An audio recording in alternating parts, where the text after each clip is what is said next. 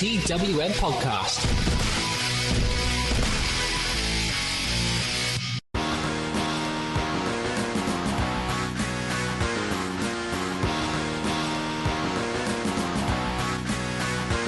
Welcome to this interesting TWM Talks. I am Shirleigh. You're used to me doing interviews with big people in wrestling, but this one I really wanted to do, and it's a podcast. This is being released on Kris Travis Day. Now, the really sad thing is not many people who currently watch British wrestling got to see or know Kris Travis, but you probably heard his name. You probably know that he passed away from cancer. You probably know that he came back after his first bout of cancer. You may know bits, but the whole point of this TWM Talks is we are going to just talk about him and explain the impact of his work on what you now see today. And you'll be hearing from people you may know, you'll be hearing from people you may not know, but these people have one thing in common. They have been impacted in their careers by Kris Travis, or just their lives generally. And I really fought for this one. I'm one of the lucky ones who got to know Kris Travis really well, and that's why I'm going to start with like my story, how I know him, and the impact he's had on me. So I actually didn't know he was a wrestler until 2015, but I started talking to him about a few months before. You may not know much about me, but what you need to know is that I'd got hit by a car in 2014 and my leg shattered in 6 places. I felt very alone. Like, we're talking so much about this self-isolation and how it's bad that we can't go out, but at least you're able to walk. Try being isolated in your own home and not being able to walk for 4 months. I had to relearn how to walk from scratch, and that took a toll on my mental health. It wasn't until I started speaking to Kris Travis that things got better. So my friend Shirleigh, she introduced me to him, and she kind of just went, look, Kris, this is Shirleigh. Shirleigh, this is Kris. You got a lot in common, just talk. And we ended up talking for so long. I remember that first conversation where he asked me about me, I asked him about him, because I obviously don't know much about him at this point. So he explained he's a wrestler. He'd gone through the TNA tryouts, but then he found out he got stomach cancer and he's lost 70% of his stomach. And then I explained my situation, and it was the feeling of loneliness that kind of bonded us, because in this world where you feel like you're so connected on social media and people are always saying, oh, I'm there for you, I'm always there for you, it was really hard to kind of portray how I was feeling at that point. Like, my loneliness and everything else in my head just made me spiral. And even though we were going through 2 very different things, he was feeling the same feelings as me, and I felt like I had someone I could talk to about those really tough feelings that I had. But then during this point, I'd started like getting to know him, getting to know Brit Rest generally, and I decided in February, I managed to start walking in things like November. It's about November, but I'd been hit by a car in June, so 4 months-ish. In February of 2015, I went to my first Brit Rest show. It was Future Pro Wrestling, which, by the way, is back, thank God. Future Pro Wrestling in Wallington, and I'd found out that Kris was supposed to be at that show because they were doing like a hair shaving thing, and one of the things he really wanted to do was meet me. He couldn't come down, he had some health issues, so that got pushed back, and it wasn't until April of 2015, so this is about 6 months after we started talking, where we had met. And I've never seen someone bomb down to me as quickly as he did. We'd walked into the arena we were in, and he just ran down the stairs and gave me a massive hug. I was slightly hungover from the night before from IPW in Chatham. Tap and Tin shows. God, you guys missed out on those. I was very, very drunk that night, and I was very, very hungover that night. And Kris Travis just laughed at me. It was like, what in the world happened that led to you being this hungover? So I told him, I'm not obviously going to tell you on here because, some things need to be kept out of the podcasting world. But all you need to know is that I just divulged that I was very drunk, and it was a very weird night. It was so weird.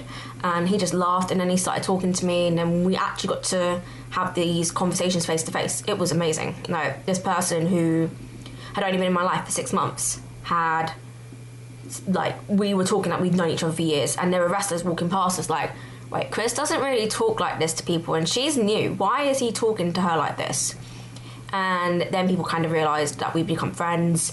I started helping on his website, so I offered with him to set up his website. So a bit more context on me. I used to run fan sites for WWE superstars like Melina, AJ Lee, Charlotte Flair, John Cena. I've run loads of fan sites. And I'd offered Kris for his return to run his website, so then he can plug all of his upcoming events. Like, he had tons coming up. Any merchandise I was helping him with, like, they were doing loads.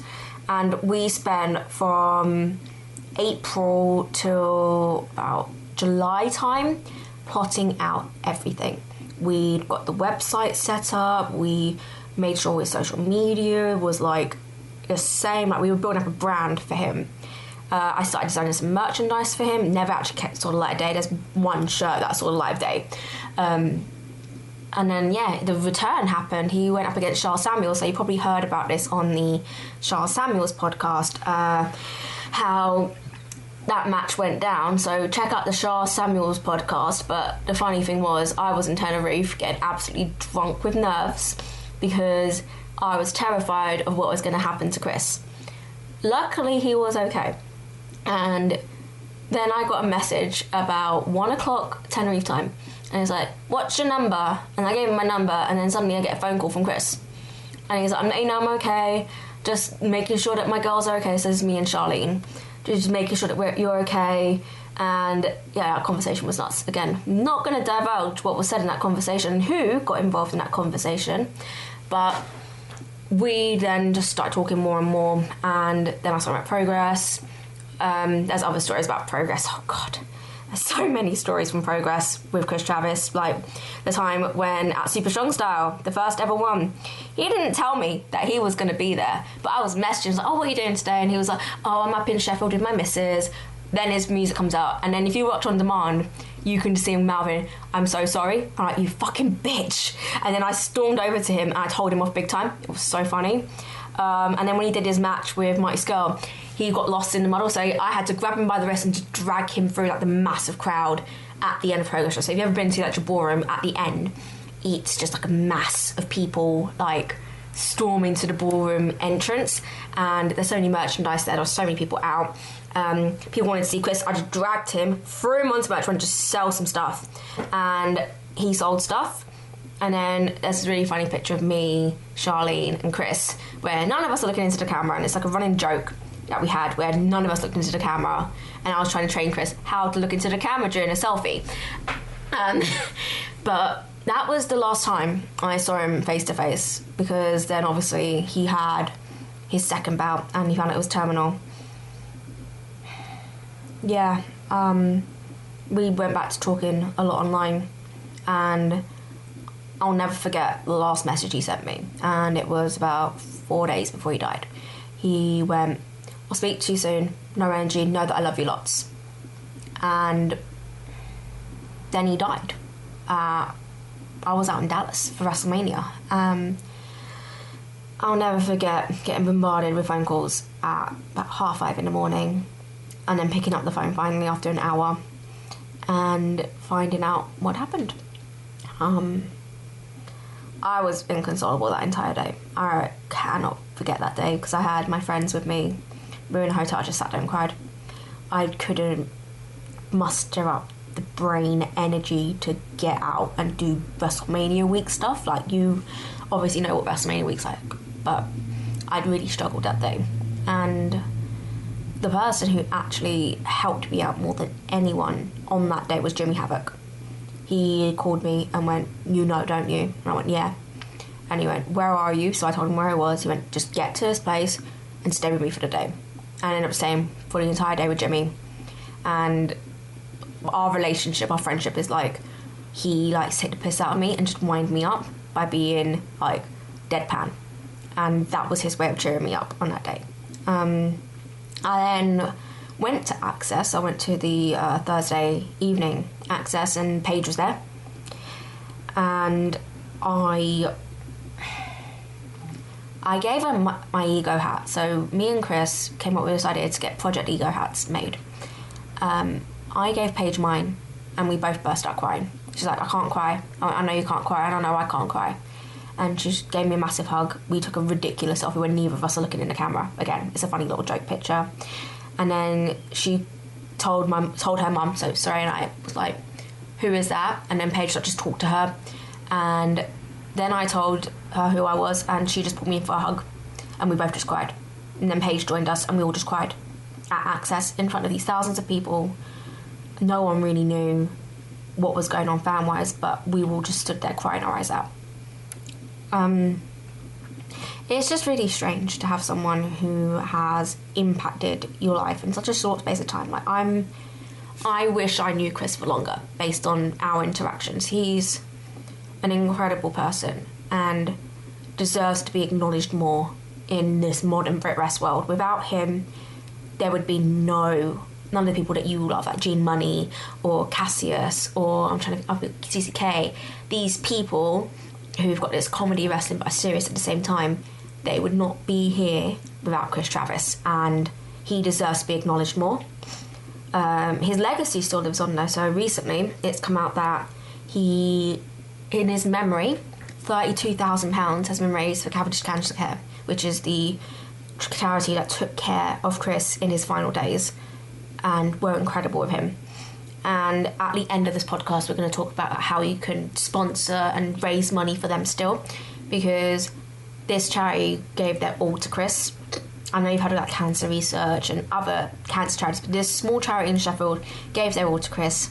And if you're ever doing any sort of raising money for cancer charities, I'd go to them and do it for Kris. He's an incredible human being, and you're going to hear in this podcast just how incredible he is.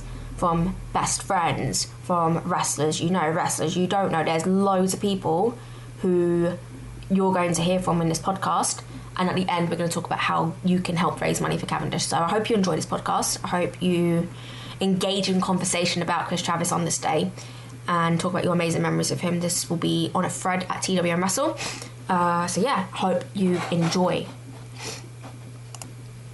Okay, so for the first person that you're going to hear from on our special Kris Travis Day podcast on TWM Wrestle is a Sheffield-based wrestler who is best friends with Kris Travis. I've got Mikey Rose with me. Hi, Mikey, how are you?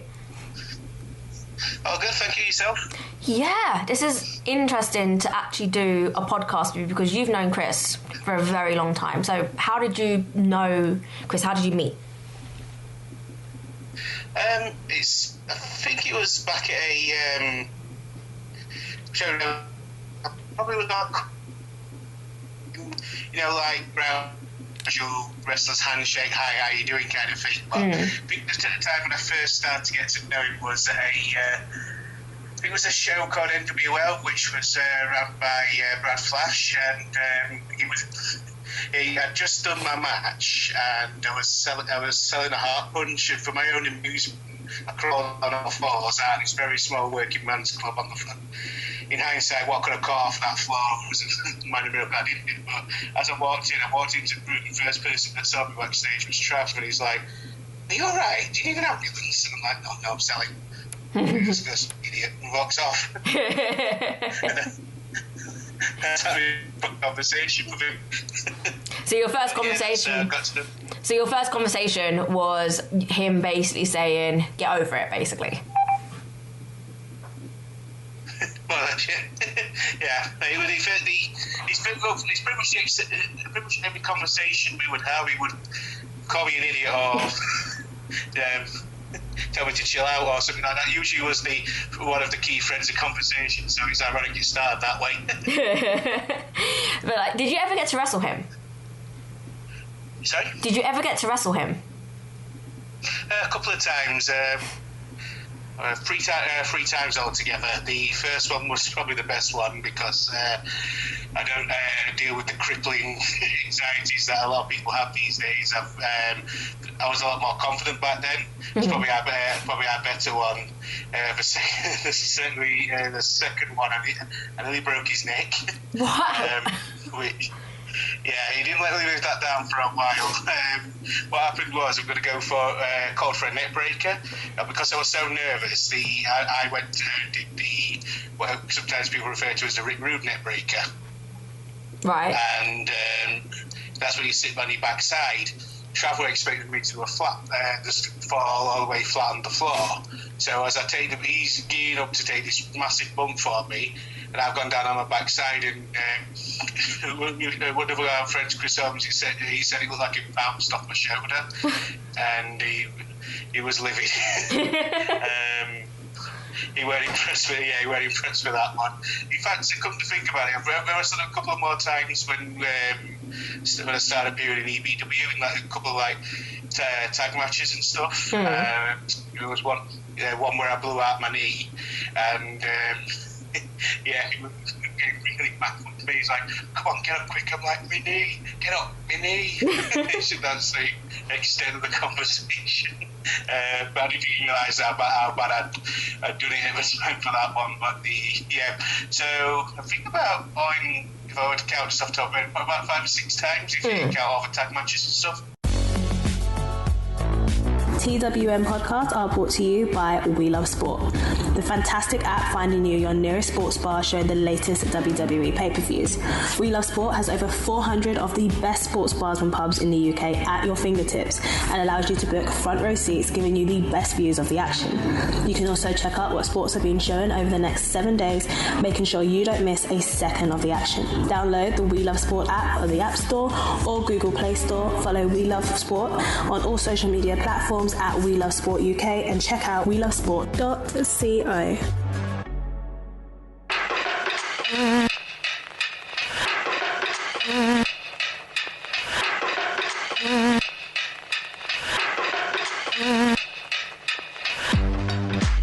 TWM podcasts have joined forces with WrestleCrate, the original and best monthly theme, monthly wrestling subscription service to bring you a fantastic deal. If you use the code TWM Wrestling when you sign up to a monthly subscription at WrestleCrate.co.uk, you will receive a free item in your first month's box. Then, if you stay for another month, you'll get a second free item. And then, if you stay for a third month, you guessed it, we'll give you a third free item. It's as easy as 1, 2, 3. WrestleCrate brings you the best swag from the biggest companies and names in the wrestling world. We're talking t-shirts, photos, pins, DVDs, vinyl figures, and loads more from WWE, Progress, Shakara, NXT, Fight Club Pro, and loads more. That's WrestleCrate.co.uk and use the code TWM Wrestling for up to free items, all thanks to WrestleCrate and TWM.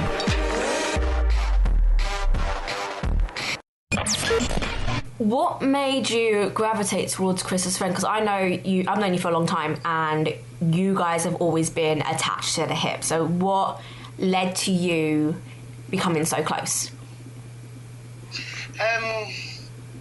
Well, it started initially when it was, as I say, usually the usual. A lot of people, the way in wrestling you see each other at shows, the casual thing. So it starts building up from that. Just polite hellos and everything builds up to.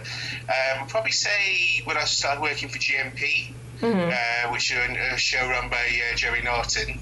Traven Reigns or Big Dog was the booker, and this was around about the time Kirby and Trav started getting over as Project Ego and 1PW. So I was training with them at the time, so I'd see him pretty much every time running the shows, and then he started progressing a bit from there. So that's how it started becoming a bit more of a regular thing. I'd work on the GMP shows.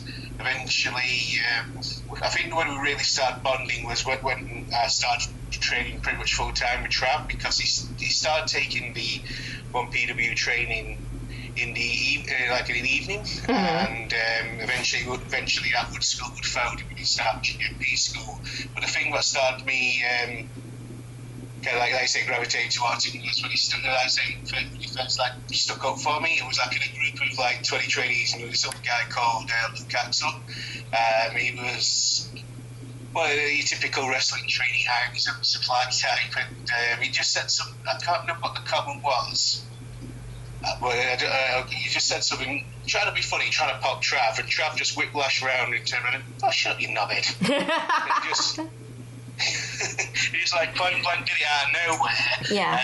And that was like the first instance when I realised, oh, this guy's on my side. It's like, he sounds weird when I say it, but it's like, well, especially at that particular school where there are a lot, like 30 odd trainees, maybe more, really fit, and everyone was fighting for like limited spots. It was so ego driven, so I didn't feel like I had many friends in that particular environment, if you know where I'm coming from. And when, like I say, when he first like stuck up for me like that, that's like, oh, this guy's on my side. Yeah. So that started making the friendship one. But I think the thing that really set it for me was once upon a time I was good friends with Brad Flash, and if I say we just so the podcast don't get liable charge or anything like that, he accused me of something that I wouldn't do. Right. He was doing it to cover his own tracks, and he made up a false story about me. And he told Trav about this, and he just said, "I believe you," and just gave me a hug, and that was the end of it. From that point on, it pretty much bonded, and this was like what became known as the Kaur nights out. And so he just bonded from there. Then from there, we just bonded from there. That way, we just like those are like the two first bits where I'm like realizing this guy is my friend. He's not just like a person being polite or courteous to me because we're in the wrestling environment or anything like that. He was just, this guy's actually trying to be my friend. So that's cool. So, looking back now, what makes you proud about Kris the most? A bit of a list on that one. It's obviously when he became like the patron for Cavendish and stuff like that. Yeah.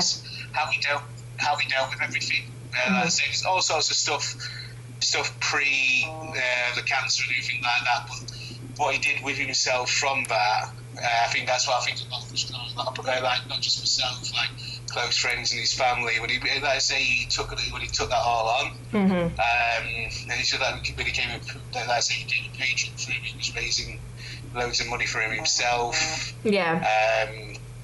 It's just it was just his take on life then as well. Obviously, it's I've never had to go through an experience like that, but like I said, the experience like that did change him. He was still the same chap, but like certain little bits changed. Yeah. And I say and imagine that's the same for anybody who's ever gone through such a life-changing experience like that. Mm-hmm. So, but it was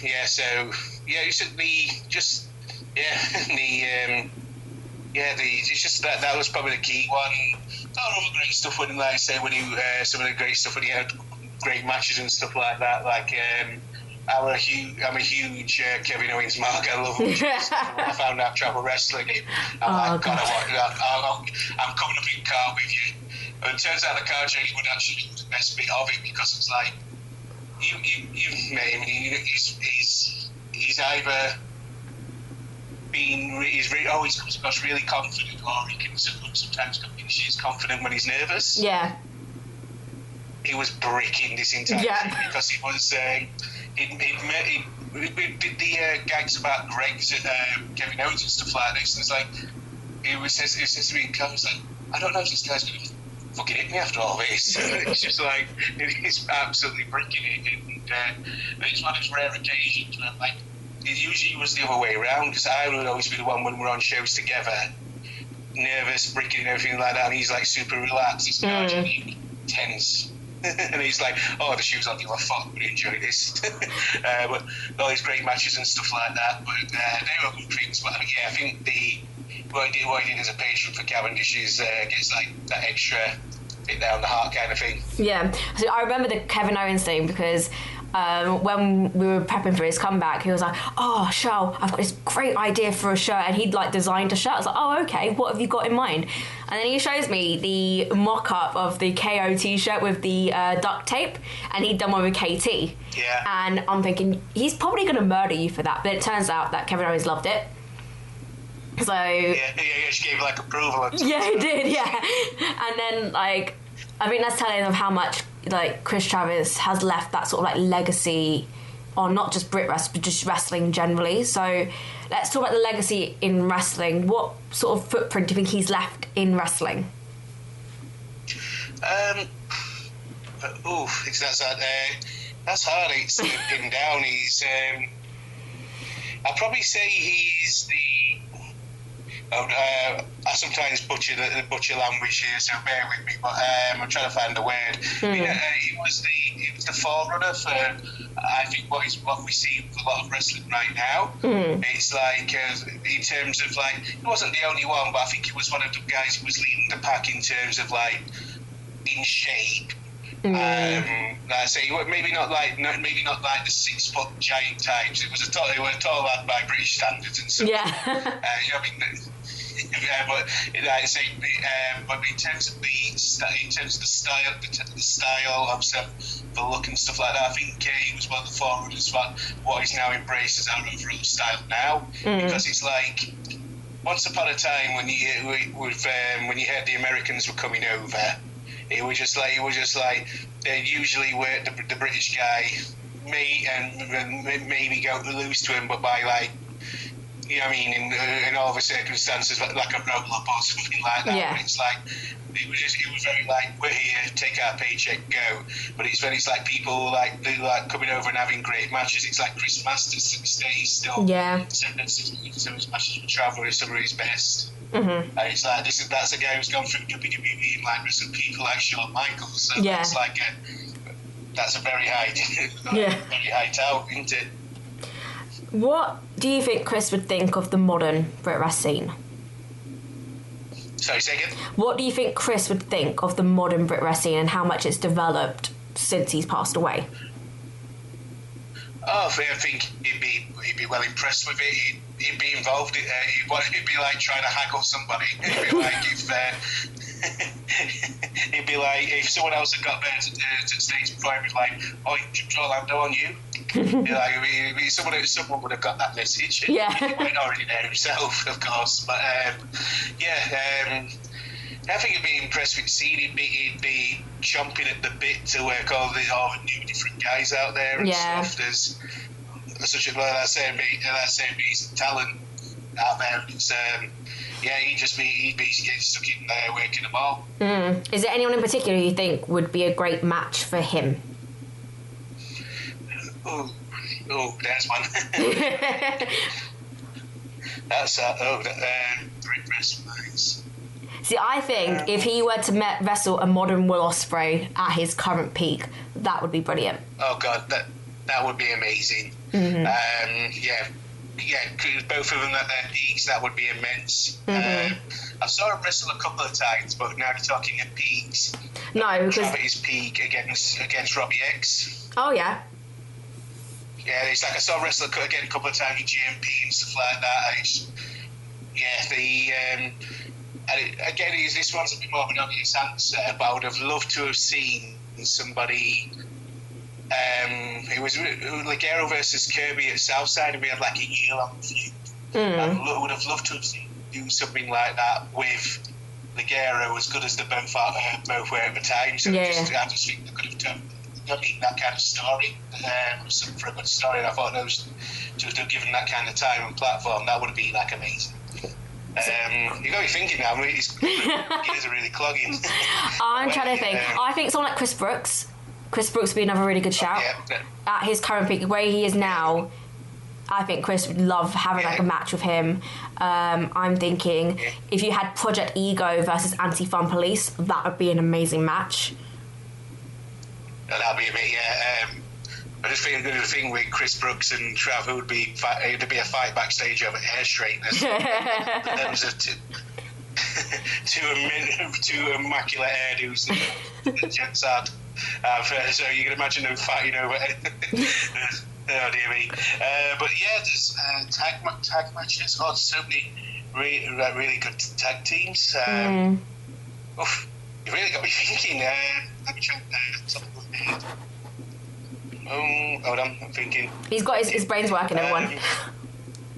It's hard to nail down, but maybe. I don't know what a wrestle as now. They sometimes change the name, but BT Gunn and Stevie Boy. Oh yeah, Stevie Boy. Yeah. So it's just us. Yeah. Yeah. Just again. That's what I would have liked to have seen. I think they would have gelled quite well. I'm trying to think of like some of the guys who would have been a bit more like performance based, not just like great match, but like one of my favourite matches. I forget it was Project Ego and Grado and Manson. Yeah, from Progress. That is so good. Good. So I mean, it's just like a couple of guys just having fun, and I'm just trying to think of like another team that would have just like, because when you got Troy and Kirby together, it just goes off on one. Like, oh my god, I remember watching that Project Ego versus Manson and Grado match from Progress. If you've not got them on Progress, watch it. I think it's chapter, I want to say 12 or 13, one of those two. But it is mental just how much fun. I think maybe like Gene, if you put Gene Money, and Session Moth. Oh god! Put them as a tag team. He would sell it. Yeah, it says he would. Like, Trav would have a field day selling Session Moth. Yeah. But I think there's a YouTube video of him versus Ollie Burns when he was Priscilla, when he were like in early stages of developing the Priscilla gimmick. Yeah. And I remember watching. He showed me the match on, and we were over at his house, and I was just having a drink, and he's like, he takes off the wig, and he goes, well, it's a dude, and he's spinning the entire first half of match hitting on Ollie, and then the drink just like flew so I nearly choked to death. But yeah, imagine just him versus Session Moth on his own. It'd be like there would be about 2 wrestling holds. Get some slow-mo wrestling in there. Yeah, they'd be immense. He could put him in anything. Yeah. So much cool stuff he would have done with different people. Yeah. So my last question to you, and it's going to be a really hard one. You've got to now summarise Kris Travis in one word. Dear me. I think. To me, I'll just speak for myself here. Best friend. And that's not one word, but I'm going to cheat slightly. But yeah, that's fine. You're fine. Mentor. So mentor. In fact, there's the word mentor. That's the one, because even to this day, since he's passed, he still has a profound influence on me and stuff like that. Went through once a few years ago, going for a really bad place in my life, and I could kind of like almost hear one of the bad times. I could almost hear Trav's voice. Yeah. And I can't really tell you what I was saying. I can't repeat what he said. He'd probably get banged over the air. But yeah, it's just I knew. It sounds weird, but I knew what his reaction would be to how I was, and it kind of like snapped me out of there. And he still, like I say, he still has a profound influence on me now. It's just like, I think that's with anyone. That's probably the best. I think that's with anyone who knew him. I think that's with anyone who knew him. There has a profound influence. Like, I'm the same. Whenever I'm in a down place, like there's 3 people that pop into my head: my mum, my sister, and him. They pop into my head and they kind of snap me out of it. So I completely get where you're coming from with that. Yeah, I think that's the power of what he was as a person, because it's like no matter who met him, I always say this, whether he was like an acquaintance or best friend or something like that. If you got into your life, he was in it. He was just a casual fan watching just watching the shows, and just enjoyed what he did in his matches, or someone who became like I say, a bit a good friend, or anyone he came in contact with, he touched their hearts. It just proves it with like soccer and spandex and one more round, and like all the, like I say, the fact that everyone every year, all this money that's been continued to be raised in his name. Like I said earlier in the intro, over £32,000 has been raised in Kris Travis's name since he passed away. Yeah, 32. It actually got a little bit higher because since they put the video, I looked at it the other day and it's like, that's gone up a couple of quid. It's like, that's just off a casual go. But if he touched your life, that's it. You couldn't get rid of him. No. I think that's a good summary of him. So now this is an opportunity for you to plug any socials or anything you want to at this point. Well, I think I just mentioned them a couple of minutes ago, but as everyone knows, with current world climate, the one more round and soccer and spandex, unfortunately, had to be cancelled. Dino has just cancelled soccer and spandex today. Yeah. Keep an eye out for them being rescheduled. There's no dates or times or anything like that, but I can rest everyone assured this. The second we can get those shows going, we will be, like I say, we'll be straight on them. Like I say, so keep an eye on my social media. I'm always plugging stuff like that. You can easily find on Facebook, Mikey Rose, very easy. But yeah, just keep an eye out for them, and when we get them up and running, please donate and let's continue to raise money in his honour. And there is some killer shirts to go with the one more round this year, and it's Kris dressed up as a Mario type character, so definitely get on that.